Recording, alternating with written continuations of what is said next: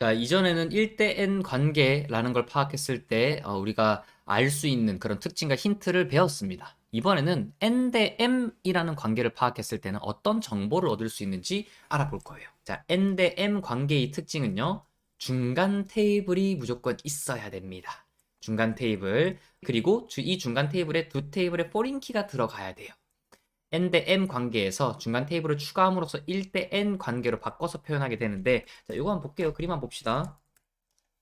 요금이랑 납부라는 엔티티가 있어. 근데 관계 파악해보니까 n 대 m이더라. 요거 실제 데이터베이스 설계할 때 어떻게 하지? 가운데 테이블을 만들어 버립니다. 만들어서 이렇게 n 대 m이었던 관계를 이렇게 1대 n 그리고 1대 n이라는 테이블로 쪼개서 설계를 해야 되는구나. 요거인데 이렇게만 얘기 들으면 어렵습니다. 자, 예시를 바로 볼게요. 자, 우리는 일단은 n 대 m인지 모르고 이렇게 구성되어 있는 테이블에서 테이블을 다시 또 분리해 나가 볼게요. 학생에서 아이디랑 이름 수강 과목 다 괜찮은데 우리 규칙 1을 어기고 있는 컬럼이 있어요. 수강 과목 한 컬럼에 여러 개 들어가면 안 되는데 해서 우리 할 수 있는 게 테이블 분리입니다. 테이블 분리를 해서 수강 과목을 제가 이렇게 영어로 일단 쓸게요. 수강 과목 이렇게 쓰고요. 그 다음에 이 아이디 저 과목이 세 과목이니까 과목명 쓴 다음에 1, 2, 3 그리고 수학, 과학, 국어 이렇게 썼습니다. 이렇게 쓰고 이제 요거를 아예 지우면 안 되고 포린키를 이제 요 테이블에 넣던 요 테이블에 넣어야 돼요. 어디에 넣지? 이거를 뭐 하나하나 넣어보고 테스트를 했었어요. 테스트를 했는데 그렇게 말고 우리 관계부로 파악한다 했습니다. 학생과 수강 과목의 관계를 파악해 볼게요. 학생은 수강 과목을 동사 듣는다. 이 정도 동사 쓸게요. 수강 과목은 학생에 의해 들어진다. 됐죠? 그 다음에 우리 어떤 거 파악해야 된다고 했냐면 하나의 학생은 하나의 수강 과목인지 여러 개의 수강 과목을 듣는 건지 요거 파악해야 되고 하나의 수강 과목은 한 명의 학생에게 들어지는지 여러 명의 학생에게 들어지는지 요거를 파악해 보는 거예요. 서비스 기획을 우리 쭉 생각해 보면서 기획자랑 얘기를 해 보면서 하나의 학생은 혹시 여러 개의 수강 과목을 들을 수 있나요? 네, 들을 수 있어요. 그러면 여러 개의 수강 과목을 들을 수 있고요. 하나의 수강 과목은 뭐 과학이라는 그런 수강 과목은 여러 학생에서 들어지는 건가요? 네, 여러 명의 학생에 의해서 들어진다.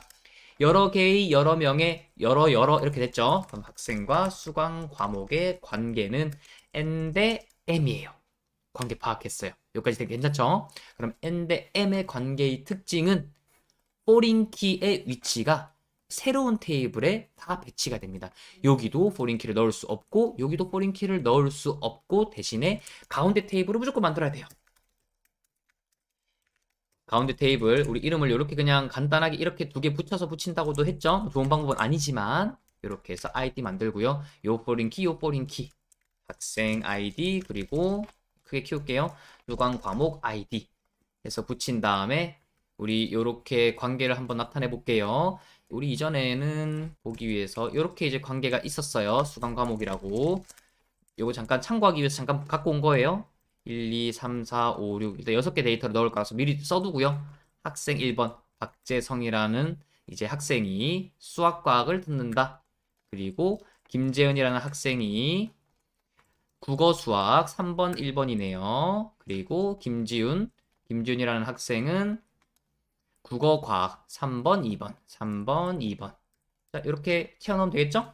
그러면 우리가 표현하고자 하는 정보가 다 표현이 됐으면서 오링키를 추가를 했습니다. 우리 규칙 다시 한번 볼게요. 엔드엠 관계의 특징에서는 중간 테이블이 있어야 된다 했어요. 이렇게 새로운 테이블을 추가를 해야 돼요. 그래서 중간 테이블에 이 두 테이블에 포린키가 들어가야 됩니다. 두 테이블에 포린키가 들어갔어요. 이렇게 들어갔네요.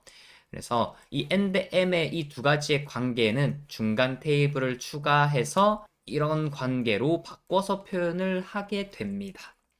그러면 여기에 우리 관계를 보시면 이제 이렇게 표현을 했으니까 이건 지우더라도 어떤 학생이 어떤 과목을 듣는지 알 수 있죠. 그래서 이거 쓸 필요 없고요. 이렇게 표현하시면 됩니다. 요게 어떻게 우리가 표현을 할 수 있게 된 거냐면 관계를 모를 때는 어떤 테이블에 포린키를 넣어도 규칙일을 못 지킬 때 여기도 포린키 넣어보고 여기도 포린키를 넣어본 거예요. 넣어봤는데 이거 규칙일 계속 어기는데요. 어떻게 하죠? 중간 테이블을 하나 더 만들어라. 이렇게 설명했어요. 실제로 이렇게 해도 괜찮아요. 괜찮은데 저 약간 요게 좀 긴가민가 해요 하시면 관계를 파악해 보시라는 거예요.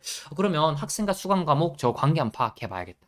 파악하는 법 알려드렸죠. 파악해 봤는데 엔드엠 관계네. 아, 중간 테이블 생기는 게 맞구나. 그리고 포린키 이쪽에 중간 테이블에 다 생기는 게 맞네. 라고 판단하셔도 된다는 겁니다.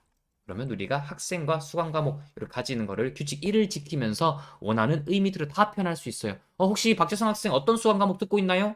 여기서 데이터를 뽑아낼 수 있고요. 혹시 그 국어를 듣는 학생들 명단 쫙 알려주세요. 국어를 듣는 필터링 하면 되겠죠? 국어라는 이 3번이라는 걸로 쭉 필터링해서 어떤 학생들이 수강을 하고 있는지도 다 파악할 수 있습니다. 그럼 N 대 M의 관계를 파악함으로써 우리는 어떤 걸 할 수 있냐? 중간 테이블 있어야 돼. 그리고 중간 테이블에 두 테이블 포링키를 들어간 채로 설계를 해야만 해를 알 수 있습니다. 그래서 N 대 M 관계를 한번 봤고요. 그리고 또 다른 예시로 한번 보겠습니다. 요거 예시 말고 이번에는 이런 거 한번 해볼게요. 이전에 봤던 다 예시예요. 영화가 있습니다. 영화가 있고 이전 관계 우리 파악할 때 연습했던 예제죠. 영화라는 이거를 또 파악해야 된다고 설계를 해야 된다고 칠게요. 요렇게까지 우리는 테이블을 만들었는데 이제 규칙 1 어긴다. 요거 테이블 분리해야지 배우 이렇게 쓸게요. 배우 그리고 아이디랑 배우명이 있겠죠. 이름 쓰시고 그리고 여기에 배우 총 4명의 배우 황정민 배우, 오달수, 이정재, 송강호 이렇게 배우를 썼습니다. 영화랑 배우가 이렇게 있는데 우리 이거를 지우고 이제 포링키를 이쪽에 넣어야 되는지 이쪽에 넣어야 되는지 테스트를 해봐야 되는데 안 하고 저 그냥 관계 파악할래요. 저 귀찮아요. 영화, 배우 관계 파악해 보겠습니다. 영화는 배우를 출연시킨다. 뭐 배우는 영화에 의해 출연된다. 말 되죠? 이렇게 정도 쓰고요. 그 다음에 앞에 꼭 붙여야 돼요. 요거 하나의 어색하니까 한 명의 요거 붙이시고요. 하나의 영화는 어쩌고저쩌고 이렇게 이 관계를 파악해야 되는데 하나의 영화는 여러 배우를 출연시키죠. 그래서 여러 명의 배우를 출연시킨다. 한 명의 배우는 여러 영화에 의해 출연된다. 여러가 또 나왔어요. 그럼 영화와 배우의 관계는 N 대 M이다라는 걸 알 수 있어요. 우리 N 대 M이면 뭐라냐면 중간 테이블 추가해야 되네. 새로운 테이블 추가해야만 하네. 무비스, 액터스 이런 테이블 하나 추가해서 요거 좀 더 관계에 맞게 의미를 더 좋게 바꾸면 좋다 했어요. 가독성이 좋아진다 했어요. 이건 참고하시고 저는 일단 편하게 이렇게 두 개 붙여서 쓰는 테이블명으로 쓸게요. 아이디와 그리고 우리 포린 키가 중간 테이블에 둘 다 들어가야 된다 했습니다. 무비 아이디, 액터 아이디 요거 포린 키로 설정해서 설계를 할 거고 무비 아이디랑 포린 키, 액터 아이디에 포린 키 이렇게 설정하고요. 그리고 여기에 보시면 출연 배우가 이렇게 돼 있었어요. 사실 일단 갖고 올게요. 자, 저 값을 입력해 보겠습니다. 황정민 배우는 이 베테랑의 영화에는 황정민 배우, 오달수 배우가 1번, 2번. 괜찮나요? 베테랑 그리고 오달수 이렇게 출연됐다고 기록을 했고요. 그 다음에 무비 신세계라는 영화에는 황정민 배우 또 신세계라는 배우에는 이정재라는 배우 등장하고 그 다음에 관성이라는 영화 3번의 영화에는 이정재가 등장하고요. 그 다음에 송강호가 등장하게끔 이렇게 구성을 했습니다. 그럼 여기 있는 이 데이터가 없더라도 어떤 영화에 어떤 배우가 출연했는지를 다 알 수가 있어요. 이렇게 하시면 규칙 1을 어기지 않고 중간 테이블을 만들고 포린키를 몰아둠으로써 이렇게 설계를 할 수 있게 됩니다. 우리 NDM 관계 왜 파악했나요? 포린키 위치를 중간 테이블을 여기 이 테이블 넣어보고 이 테이블 넣어보고 그렇게 파악할 필요 없이 단번에 파악할 수 있다는 거예요. 이것도 특징이 됩니다. 그러면 이제 관계 파악하는 게 무조건 간단하냐? 그렇지도 않아요. 나중에 이렇게 대입을 하다 보면은 여기는 왜 여기도 넣고 여기도 넣고 왜 포린키가 계속해서 규칙 1을 어기게 되지? 여기도 넣어도 데이터가 한 칸에 2개 이상의 정보가 차지하는데 이 신호를 가지고 중간 테이블 만들어야 되는구나. 이렇게 생각해야 될 때도 많아요. 그래서 같이 알려드리는 겁니다. 우리는 N 대 M의 관계였을 때의 특징을 알아봤습니다. 그러면 다음 강의에서는 1대1 관계의 특징도 알아볼게요.